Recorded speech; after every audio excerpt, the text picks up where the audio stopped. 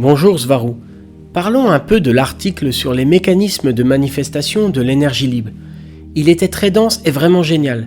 J'ai tout compris sauf le paragraphe avec les nombres. Au passage, les chiffres 6 et 9 ont toujours été mes chiffres préférés. Pas le 3, mais le 6 et le 9. 3 est la base. Il est dans le 6 et dans le 9. Ils sont indissociables. Oui, ce sont des chiffres intéressants. Abordons les questions sur les différents chapitres de l'article. À un moment, tu as dit « La fréquence d'oscillation émise par la source génératrice fait que les ondes émises en premier se sont réfléchies vers elles-mêmes, donc qu'elles interfèrent avec celles qui proviennent de cette même source. Cette interférence se produit de telle façon que les ondes créent des points spécifiques dans le milieu en paraissant statiques, d'où leur nom d'ondes stationnaires. Donc la source émet les ondes. Certaines reviennent vers elle. Est-ce ainsi que l'onde stationnaire est produite? Oui, parce qu'avant que la partie ascendante de l'onde ne redescende, une autre arrive et la remplace, et cela se succède si vite qu'elle ne descend jamais. C'est comme la crête d'une vague qui ne devient jamais un creux. Elle est toujours en haut, car le point de concentration de la crête est toujours en haut. Ainsi, il y a toujours de la matière à cet endroit. Ton point de conscience crée la crête. Autre remarque, le node dans une vague est le point d'équilibre entre les crêtes et les creux. Bien, donc c'est ainsi que la matière est produite. Mais est-ce l'onde stationnaire qui est matière, ou bien l'onde stationnaire qui est moi étant consciente, ou les deux? Le fait d'être consciente de qui tu es et d'avoir une perception cause des ondulations dans la soupe d'énergie potentielle. Cela produit des nœuds et des crêtes qui sont de la matière comme dans la matière dense. Tu es un point concentré d'énergie consciente dans une soupe d'énergie potentielle nommée éther. Comme pour l'énergie, la conscience elle aussi travaille selon des modèles d'ondes, en utilisant le même principe.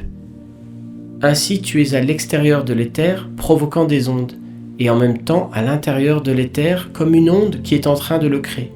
C'est assez difficile à expliquer. En d'autres termes, il n'y a qu'une seule substance, la conscience. Elle crée l'éther et se servira de lui pour créer des ondes. Et en leur donnant une harmonique spécifique, cela provoquera des ondes stationnaires et avec elles de la matière dense. Donc sans perception et conscience, il n'y a pas de matière. C'est exact, car la matière n'est qu'une idée provenant de la conscience. Mais qu'est-ce qui provoque les points concentrés de conscience dans l'éther ? Pourquoi se concentre-t-il en un point? C'est toi qui le fais. C'est la raison pour laquelle tu es à la fois à l'intérieur et à l'extérieur de l'éther. Il n'y a rien de physique à proprement parler qui fait vibrer les ondes. Et pourquoi est-ce que je le fais? Dans quel but? Tu le fais car tu le peux. Et comment ai-je découvert cette aptitude? Tu es la source, tu peux réaliser tout ce que tu veux, et cela reste un mystère pour tous. Sujet fascinant. Je continue avec la question suivante.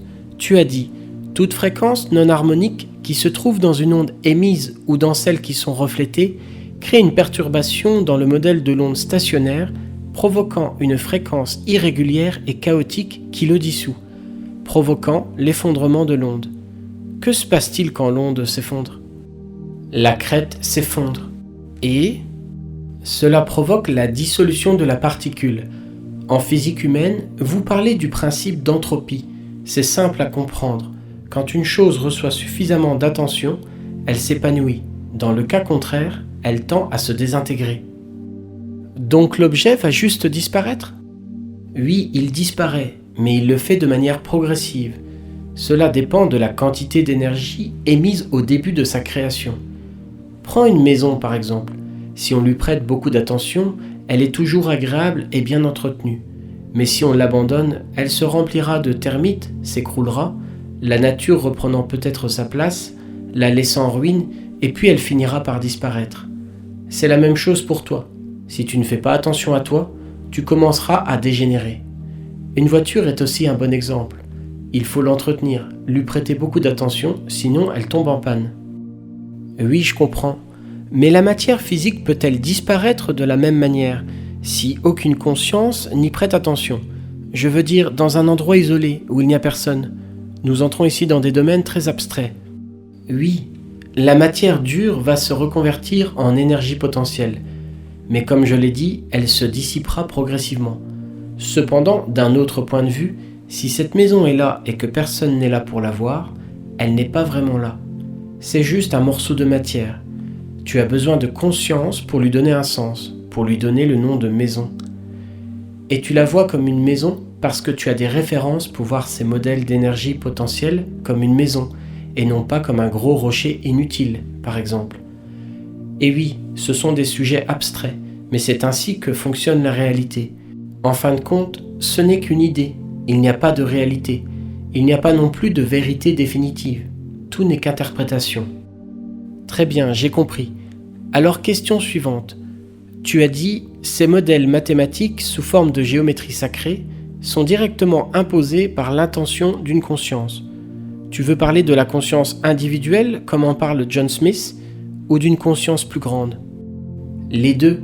Et finalement, il n'y a pas de conscience individuelle. Elle est toujours fractale ou elle est composée de consciences inférieures. Même toi, tu te vois comme une seule conscience. Mais en fait, tu es la somme de tous les petits morceaux d'informations que chacune de tes cellules transmettent au champ. Et ce champ, c'est toi. Tes cellules individuelles sont vivantes et fonctionnent toutes seules. Ce sont des consciences individuelles qui sont également constituées d'autres composants plus petits. Et la Terre est constituée de la conscience de tous les individus qui la composent. Dans ce cas, les gens seront alors les cellules de la planète. Le champ est-il la même chose que l'éther, ou l'éther n'est-il qu'un médium? Les deux. C'est un champ que nous utilisons, et c'est le résultat de l'existence même de la conscience. Il est curieux que la science terrestre ne reconnaisse pas l'existence de l'éther, alors qu'il est tout ce qui est. Les scientifiques sont toujours à la recherche des particules primordiales de Dieu, et la seule raison pour laquelle ils les trouvent, c'est parce qu'ils les recherchent. Donc, les scientifiques eux-mêmes sont ceux qui manifestent ce qu'ils cherchent. Vous ne pouvez jamais chercher sans trouver. C'est un principe de base dans cet univers. Donc l'éther est le résultat de l'existence même de la conscience, c'est bien ça? Oui, ou tu peux aussi dire que l'éther est la conscience. Ok, tu nous as aussi parlé de géométrie sacrée. Tu as dit les motifs de géométrie sacrée qui forment les ondes stationnaires et qui à leur tour donnent naissance à la matière. Donc la géométrie sacrée est une forme de moyen de communication entre les plans? Ce sont des portails stellaires, des véhicules? Oui, la forme ou géométrie est le modèle d'attention d'une conscience ou l'idée. C'est l'idée elle-même. Et quel type de géométrie exactement? N'importe lesquelles? La forme du corps humain par exemple. Si tu le décomposes en modèle géométrique, il suivra toujours les mêmes règles basées sur 1, 2, 4, 8, 7, 5, 3, 6, 9, selon la dynamique toroïdale. Donc les idées ont un modèle géométrique, c'est bien ça? Oui, tout ce qui est en matière dense est formé à partir d'un modèle géométrique, même les objets qui semblent asymétriques ou irréguliers, tel un rocher. Donc un corps humain, par exemple, est aussi une idée. Toutes les choses sont juste des idées. C'est exactement ce que je dis, oui. Il n'y a pas de matière en tant que telle. Il n'y a pas de monde matériel et de monde spirituel. Ça, c'est la dualité. Tout ce qui existe est la conscience. Et pourquoi les idées prennent forme à partir d'un modèle géométrique? Si elles ne suivaient pas un modèle mathématique parfait, les harmoniques d'une fréquence s'effondreraient, entraînant la destruction de la matière par entropie. Et les moyens les plus rapides de décrire l'entropie sont les suivants. La combustion. Quand quelque chose brûle, cela libère de l'énergie entraînant une réaction en chaîne qui dissout rapidement les harmoniques d'une fréquence, effondrant ainsi l'onde qui a formé la matière. La rouille, ce n'est rien de plus qu'une combustion lente.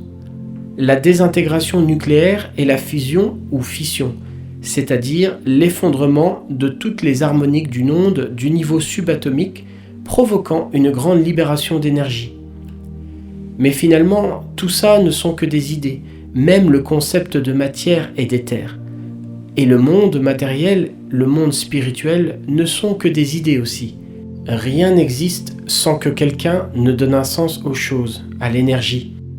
Cela dépasse un peu mon entendement, pour être honnête. Est-ce que tous les taïgésiens comprennent ces choses? Oui, ils les comprennent, cela fait partie des connaissances de base ici. Parfois c'est si étrange pour moi lorsque tu écris certaines choses que j'ai l'impression de lire You should usually fushu do also. Tu vois, c'est facile. Oh, désolé. Non, ne sois pas désolé. J'essaie vraiment de comprendre. Alors la géométrie sacrée, quelle forme prend-elle généralement? Ou quelle combinaison? J'adore les dodécaèdres ou cubes de Métatron. J'ai une lampe de cette forme. J'aime toutes les formes géométriques. Je ne sais pas pourquoi et je ne comprends pas comment elles fonctionnent. Mais j'aime le sentiment qu'elles me donnent. Ce doit être une mémoire. La plupart sont basées sur la dynamique toroïdale. Une Merkaba est la forme la plus élémentaire d'un tor. Et le dodécaèdre, qu'est-ce qu'il signifie et représente? Et est-il bon de méditer sur certaines formes de géométrie sacrée, de les visualiser ou de les regarder pendant les méditations? Le dodécaèdre est une autre forme. Il est lié à la Merkaba. Il ressemble à une forme plus complexe, composée de formes plus simples. Et oui, si tu le souhaites, tu peux méditer avec, mais ce n'est pas indispensable. Nous les utilisons pour générer d'énormes quantités d'électricité, pour tout gérer. Lorsque tu dis que vous utilisez la Merkaba pour produire de l'électricité, tu veux dire que vous en avez construit une physiquement? En quel matériau? Ou bien vous la faites au niveau éthérique? On les fabrique avec des cristaux de quartz. Des milliers de Merkaba de quartz tournent à l'intérieur d'un réacteur. Est-ce la seule façon de fabriquer un réacteur avec du quartz et des Merkaba? Ces Merkaba en quartz maintiennent une fréquence et génèrent de la piézoélectricité, qui est une force microélectrique interne, qui fait que lorsqu'elles sont toutes combinées et flottent également de manière toroïdale, elles déchargent de l'électricité considérablement amplifiée. Et non, ce n'est pas la seule façon de fabriquer un réacteur, mais c'est le moyen le plus efficace de fabriquer un petit réacteur compact et puissant. Son efficacité atteint presque 100%. Les petites Merkaba en quartz déchargent leur piézoélectricité entre elles. Lorsque l'une d'elles a une polarité différente de celle des autres, cela provoque beaucoup de micro-étincelles qui, en résumé, vont créer quelque chose comme un soleil artificiel. La forme toroïdale dans laquelle elles tournent augmente également la puissance de la décharge et fait que certaines Merkaba ont une polarité et d'autres une polarité opposée, provoquant une étincelle. Ok, j'ai une autre question. Tu as dit « Toutes les informations contenues dans le support interconnecté et entrelacé sont partagées et affectent toutes ces parties à travers le milieu. Mais quand on est dans la soupe d'éther du grand tout, où tout est mélangé, sommes-nous affectés par d'autres vagues?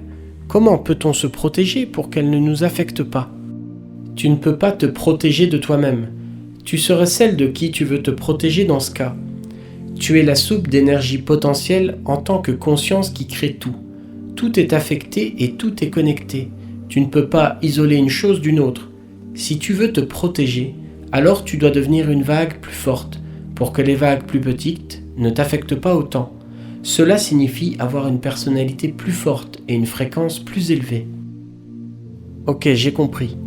Mais si une autre personne crée des ondes différentes qui ne sont pas les ondes que tu émets, comme dans un projet sur lequel on travaille ensemble, par exemple. Si je prends l'exemple de notre société immobilière, nous étions 4 et nous n'avons pas pu réussir, et c'était étrange car je réalise presque toujours ce que j'entreprends. Est-ce parce qu'il y avait d'autres personnes travaillant sur le projet? C'est ce que tu veux dire avec tout ça? Car à un moment donné, tu as dit « De même, si plusieurs points émetteurs d'énergie ont le même point ou centre d'attention, mais avec des intentions ou des sentiments contraires différents, cela crée une interférence destructrice entre eux. Cela s'applique à la fois à la création de la matière et aux situations ou événements, qui ne sont rien de plus qu'une séquence animée de position de la matière, manifestée par l'intention d'une ou plusieurs consciences. Est-ce pour cette raison, par exemple, que 4 personnes peuvent travailler ensemble sur un projet, mais que celui-ci ne fonctionne pas, à cause de l'accumulation mutuelle de ces consciences? Je parlerai alors d'interférences destructrices. Par exemple, lorsque vous parlez de vos projets à quelqu'un et que cette personne est envieuse, il ou elle pourrait faire dérailler vos plans, en manifestant une concentration et une attention négative dessus. Ceci est à titre d'exemple. Mais oui, tu as raison également, car ces autres personnes pouvaient avoir des intentions réelles différentes. Une ou plusieurs pouvaient ne pas souhaiter que le projet fonctionne. Tu veux dire que si quelqu'un m'envie, il peut faire dérailler mon projet, même si cette personne ne travaille pas avec moi sur ce projet? Si cette personne connaît suffisamment de détails, oui. Il est donc important de savoir avec qui partager ces détails. Bien sûr, il est parfois impossible de se cacher. Donc, si quelqu'un est très transparent comme moi, cela peut-il être dangereux? Est-ce que cela me rend vulnérable? Oui, mais là encore, il y a une autre composante qui entre en jeu. Ta haute vibration te protège. Mais si tu étais dans un état inférieur, peut-être que les gens pourraient interférer davantage. Ta fréquence est ton bouclier. Cependant, ne dis pas ce qui n'est pas nécessaire, surtout aux étrangers. Et comment se protéger davantage contre les différentes vagues? Si tu es conscient de ce que fait l'autre personne, alors tu donnes une interprétation personnelle de ce que fait l'autre personne. La meilleure chose à faire pour ne pas être affecté est d'essayer de ne pas juger, de ne pas interpréter et de maintenir une fréquence élevée. Mais même un petit animal sur une autre planète lointaine aura une idée et d'une manière ou d'une autre, cela t'affectera. Pourquoi? Parce que la conscience de ce petit animal, c'est aussi toi. Tu es la source et ce petit animal l'est aussi. Donc tout ce qu'il pensera aura une incidence sur toi. Alors si c'est le cas, peut-on vraiment être le créateur autonome de sa réalité? Si même les idées de petits animaux vivant dans des mondes éloignés nous affectent? Oui, on le peut. Encore une fois, ce sont des choses contradictoires, mais qui sont la vérité. Tu dois savoir ce que tu veux afin d'ignorer les actions de tous les autres toi autour. N'oublie pas que si quelqu'un fait quelque chose que tu ne ferais jamais, tu peux l'interpréter comme un exemple de ce que tu ne ferais jamais. C'est un point de repère. Et tu ne feras jamais cela parce que tu as l'idée que cela ne te serait pas bénéfique. Et si tu peux imaginer que ça ne se passe pas comme ça, c'est parce que tu as eu cet autre exemple en premier lieu. Cela t'aide à voir ce que tu veux et ce que tu ne veux pas. Plus de conscience donne plus de pouvoir. C'est la raison pour laquelle j'ai révélé le sujet des clones, par exemple. Waouh, j'adore. Je dois réfléchir à tout ça. C'est vraiment intéressant. J'aime les contrastes, tu sais, les expériences de contraste. Être moche et ensuite belle, sale puis propre, fatiguée puis reposée. Cela me rend consciente des différents angles et possibilités de moi-même. C'est ça, le contraste. Et si tu aimes les deux en même temps, tu commences à les voir comme une unité. C'est la totalité. C'est transcender la dualité. Oui, je me retrouve dans tout. J'aime me donner quelque chose juste pour en faire l'expérience plus tard. Ce n'est même pas que je le fais pour savoir ce que j'aime et ce que je veux, il s'agit plus d'expérimenter les deux aspects possibles de l'expérience et de ce que je ressens à propos de ces expériences. Moi, par exemple, je laisse de côté les meilleurs morceaux de nourriture pour les manger en dernier. Les gens pensent que je mets ces choses de côté parce que je ne les aime pas, mais c'est tout le contraire. Oui, moi aussi, je fais la même chose. Je voudrais maintenant te poser la question suivante. Tu as dit « Le mouvement et la fréquence de ces ondulations dans le milieu sont causés par le point d'attention de l'être conscient, et ils formeront la partie de l'espace que cet être conscient considère comme ce monde extérieur. » Donc tout ce qui reçoit une attention est une concentration créative d'une conscience prendra forme. Fondamentalement, ce sur quoi tu te concentres, tu le crées, c'est ça ? Cela signifie que tout ce que la conscience imagine et interprète deviendra son monde extérieur. Et oui, c'est aussi une manière concrète de décrire la loi d'attraction. Pourquoi certaines fois en troisième densité est-ce si difficile de créer et de manifester ce que nous imaginons ?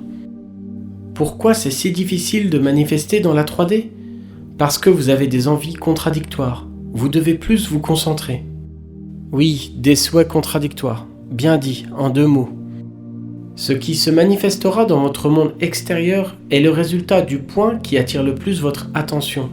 Vous êtes inconscient la plupart du temps, c'est ça le problème. Votre inconscient gouverne la majeure partie de votre vie. C'est la raison pour laquelle les choses ne se passent pas comme vous le souhaitez. Oui, je comprends. Question suivante. Tu as dit « J'en profite pour expliquer pourquoi la théorie de la Terre plate n'a aucun sens, car absolument tout ce qui est connu sous le nom de matière est basé sur les mathématiques du tore. » Ok, donc si la Terre est ronde parce qu'elle est basée sur un tore, pourquoi le concombre n'est-il pas rond? Ou d'autres objets? Ou bien est-ce juste un tort au niveau éthérique et ensuite il se manifeste de multiples façons? Ces formes complexes proviennent également de la géométrie. Les cellules qui composent le concombre sont des tores. Oui, mais tu as dit dans une de tes réponses, la Terre ne peut pas être plate parce qu'elle est le reflet d'un tore, comme tout le reste de la matière. Mais par exemple, les arbres ne sont pas ronds. Là aussi, c'est de la géométrie. Un concombre ou un œuf ne ressemblent pas à des tores, mais ils sont basés sur les mêmes calculs. Ce sont des spirales doubles de Fibonacci, qui sont des demi-tores dos à dos, qui forment l'ensemble. Ce sont des tores énergétiques et leurs cellules aussi. Tu dis aussi qu'il n'y a rien de plat dans la nature. Tout ce qui existe est une formation plus ou moins complexe de nombreux tores. Même une particule subatomique est un tore. Ce qui donne une autre forme générale seraient les harmoniques de la fréquence produites par le tore. Les harmoniques organisent l'espace où elles formeront des groupes pour former un objet. Quand quelque chose est assez grand comme la Terre, elle ne peut que manifester un tore, parce qu'il n'y a pas d'autre dynamique pour manifester autre chose. C'est pourquoi les galaxies, les étoiles et les planètes sont rondes, toroïdales. N'y a-t-il pas d'autres formes? Non, il n'y en a pas d'autres. Les surfaces planes sont constituées de nombreuses choses rondes. C'est la formation primordiale pour la matière. Toute autre forme effondrerait la vague, convertissant la matière dense en énergie potentielle. Waouh, c'est très complexe pour moi. Question plus facile maintenant. Nikola Tesla était-il un extraterrestre incarné en humain? Oui, il l'était. Sais-tu de quelle race il était? En était-il conscient? Il était un lyrien de Vénus. Et oui, il le savait, il en était pleinement conscient. Et il était en contact avec son peuple, en tout cas pendant un temps. Les Lyriens viennent de la planète Lyra et de la planète Avalon, dans le système de l'étoile Vega. Les Lyriens sont à l'origine de tous les humanoïdes de ce quadrant de la galaxie. Autrement dit, nous sommes tous des Lyriens. Vénus est plus légère que la Terre. Elle possède un meilleur climat, plus de nourriture et elle est en meilleure santé en tant que planète. L'air y est plus propre et l'environnement aussi. Même la gravité y est plus douce. La planète Terre est hostile, Vénus ne l'est pas. Vénus est un endroit très agréable, c'est une planète tropicale paradisiaque. Ok, j'ai une question importante. Tu as dit, dans ma civilisation, presque tout se fait par voie aérienne en utilisant une technologie d'annulation et de manipulation de la gravité, dont je parlerai plus tard. Est-ce ainsi que les pyramides ont été faites? Avec des appareils anti-gravité, entre autres? Oui, ils ont annulé la gravité et ensuite ils ont déplacé les pierres. Ils ont remplacé la gravité. Incroyable. Et ils ont utilisé de l'électricité à énergie libre, n'est-ce pas? Oui, les pyramides sont des centrales d'énergie à l'échelle mondiale qui fournissent de l'énergie libre à la Terre entière, pas seulement à l'Égypte. Quelqu'un vient de me demander sur la chaîne à l'instant, qu'est-ce que la gravité en général? Qu'est-ce qui nous retient sur le sol? Nos scientifiques n'arrivent toujours pas à comprendre. Oh, la gravité. C'est un sujet controversé. Ils ne peuvent pas découvrir ce que c'est parce qu'ils ne reconnaissent pas l'éther. C'est un flux électromagnétique, ou si vous préférez, un effet secondaire de la magnétosphère d'une planète. Mais il est à la frontière de l'éther, donc il ne peut pas être observé.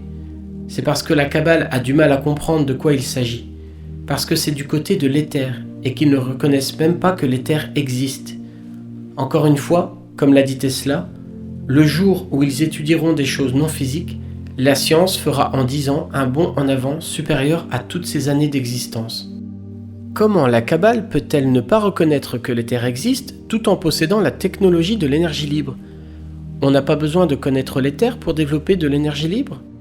La Kabbale reconnaît l'éther pour sa propre haute technologie, mais pas pour le peuple, car cela fait partie de ce que les gens ne doivent pas connaître. Il existe 2 sciences différentes sur Terre. La plus avancée que la Kabbale utilise pour elle-même est celle qu'ils disent avoir pour la société. Dans le second cas, l'éther n'est pas reconnu. Dans le premier cas, il l'est. Ok, j'ai compris. Dernière question et je te laisse partir. Y a-t-il quelque chose que les gens ordinaires peuvent faire avec toutes les informations parues dans l'article « La mécanique des manifestations » Quelque chose de pratique à appliquer? Oui, ils peuvent appliquer ces informations à la construction de bobines de Rodin plus efficaces, surtout en utilisant de meilleurs matériaux. C'est pour les gens ordinaires, ça? Oui, en général, la bobine de Rodin est l'exemple le plus simple de dispositif d'énergie libre. Elle amplifie énormément l'électricité. Votre problème est que vous avez toujours besoin d'une source externe et que votre matériel n'est pas suffisamment conducteur. Ok, si tu le dis. Pourquoi?